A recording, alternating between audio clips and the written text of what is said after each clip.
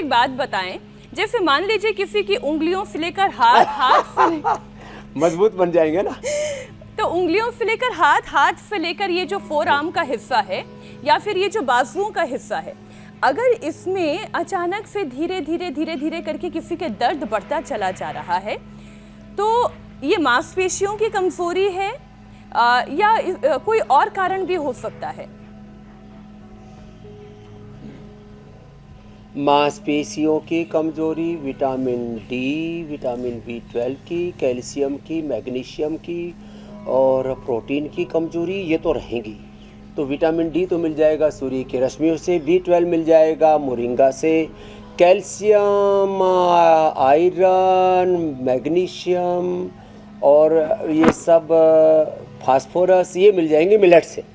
इसलिए मैंने कहा था 100 ग्राम एलोवेरा का पल्प, फिर उसमें 50 ग्राम ये मेथी आजकल 12 महीने मिलने लग गई, अंकुरित मेथी भी और ये हरी मेथी भी।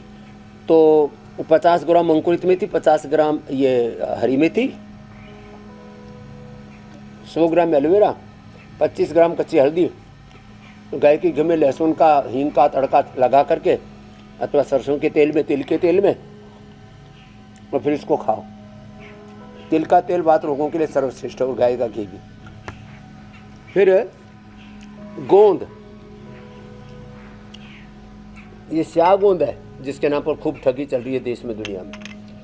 लोग 5-5 हज़ार रुपये किलो बेच रहे हैं स्याह गोंद। शिलाजीत तो लाखों रुपए किलो बेच रहे हैं। गोंद, गुग्गल और सलाई गुग्गल, फिर ये इसको बोलते हैं वंशलोचन, फिर ये सतावर। ये सतावर तो ऐसे मुंह में डाल के ऐसे चबाते हैं ना धीरे धीरे। अश्वगंधा, शतावर, सफ़ेद मछली, कोच बीज, बला बीज, रिद्धि, वृद्धि, जीवक, ऋषभ, मेधा, महामेधा, खाकोलिक, क्षीर खाकोली, विदारी कंद, वराही कंद, ये सारे के सारे ताकत देने वाले हैं। सबके सब एक साथ खाने हो तो एक इम्यूनोग्रिड पाउडर है, इम्यूनोग्रिड पाउडर, इम्यूनोग्रिड बटी है, इम्यूनोग्रिड गोल्ड, जिनका जैसा सामर्थ्य हो वैसा खा लेना। जोड़ों में दर्द नहीं रहेगा कतई। तो विटामिन डी के लिए, B12 आदि के लिए नैसर्गिक उपाय बता दिए। और किसी को ये सब नैसर्गिक चीज़ें चाहिए तो न्यूट्रिला ब्रांड में हमने सारी नैसर्गिक चीज़ें दे रखी हैं। MUA आदि कंपनियां तो 2, 5, 10 गुना तक नेचुरल के नाम पर, ऑर्गेनिक के नाम पर ये सब चीज़ें बेचा करती थी। हमने आम लोगों को ये बिना केमिकल के, नो केमिकल, नो एनिमल, नैसर्गिक, बायो फर्मेंटेड, ये सारी चीज़ें उपलब्ध करा दी। और लक्ष्य हमारा एक ही है कि चाहे वो किसी न्यूट्रिशन की कमी के कारण से झंझनाहट हो, कई बार ब्लड सर्कुलेशन प्रॉपर नहीं होता, तो उसके लिए सूक्ष्म प्राणायाम करें और आसन करें। मंडूकासन से लेकर के ये गोमुखासन वात रोगों के लिए भी अप्रतिम है। और हाँ, अंदर ये जो uric acid, RA-CRP, ANA, AVN जितने भी पेन मार्कर है ना बढ़ जाते हैं ना, इसके लिए एक उपाय सारे देश को पता होना चाहिए। गोखरू पियो, गोधन अर्क पियो। गोखरू और गोधन अर्क पीने से अंदर से पूरे शरीर में झाड़ू सी लगा देते हैं ये, और अंदर कोई शरीर में दर्द नहीं रहता।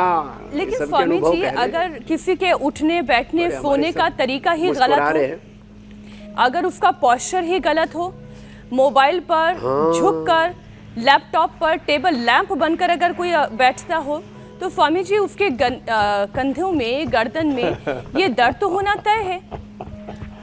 तो स्वामी जी जो जितने भी टेबल लैंप बने हुए हैं ना, उनको थोड़ा सा सीधा कर दीजिए। तो अपना पोस्चर तो ठीक करना पड़ेगा। तो ये आपने बड़ा अच्छा उदाहरण दिया। टेबल लैंप बने हुए, बैठ करके ऐसे झुक करके पढ़ते, ऐसे ही लैपटॉप पर काम करते, ऑफिस में काम करते, ये ठीक है। जब भी बैठे सीधे बैठे।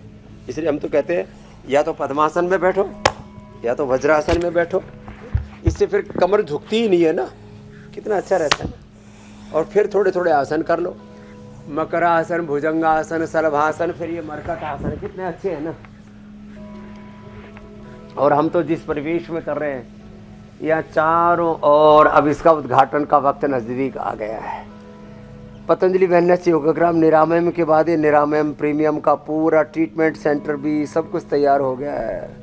अब इसके उद्घाटन पर आपको यहीं आना है मेरी बहन। और मैं तो चाहता हूँ सबके जीवन के भीतर योग का, अध्यात्म का सत्य जो अनावृत है अभी वो उद्घटित हो जाए, हमारे अंतर्मन अनंत के लिए खुले रहें, अंतर्मन के पट खुले रहें योग के लिए, अध्यात्म के लिए, सत्य के लिए, और अपने भीतर से जो भी सारी औषधीय शक्ति, सारा ज्ञान, सारी शक्ति, सारा सुख, सारी शांति, सारा आनंद, सारा प्रेम, सारा संसार पिंड में ब्रह्मांड और ब्रह्म स्वयं विराजमान है, सारी व्यष्टि में समष्टि, समष्टि में व्यष्टि, इतना बड़ा योग का जो तत्व है वो हम यहाँ समझाते तो रहते हैं, हम कौन कितना समझ पाते हैं। उनके अपने अपने समझ, अपने अपने प्रारब्ध, अपने अपने परिवेश पर निर्भर करता है, किस परिवेश में जीते हैं, कैसी चीज़ों को देखते हैं, क्या करते हैं। लेकिन हमने भी ठान रखा है कि किसी को भी हम रोगी नहीं होने देंगे, और किसी कारण से जो रोगी हो गए उनको निरोगी बना करके ही मानेंगे, चाहे तन के रोग हैं या मन के रोग हैं। कुछ तन में उलझे हुए, कुछ मन का हो, मन के अंदर विचारों की भीड़ का बीहड़ ऐसा है, उस मन में तो ऐसी उलझ पुलझ, अंतर्द्वंद, खींचातान चली रहती है, आदमी को पता ही नहीं रहता वो कहाँ उलझ गया। इस सारी उलझन से को सुलझाएंगे सबको। मरकटासन, पवन मुक्तासन लो, वात मुक्ति के लिए बैठ के मंडूकासन जी, लेट के पवन मुक्तासन।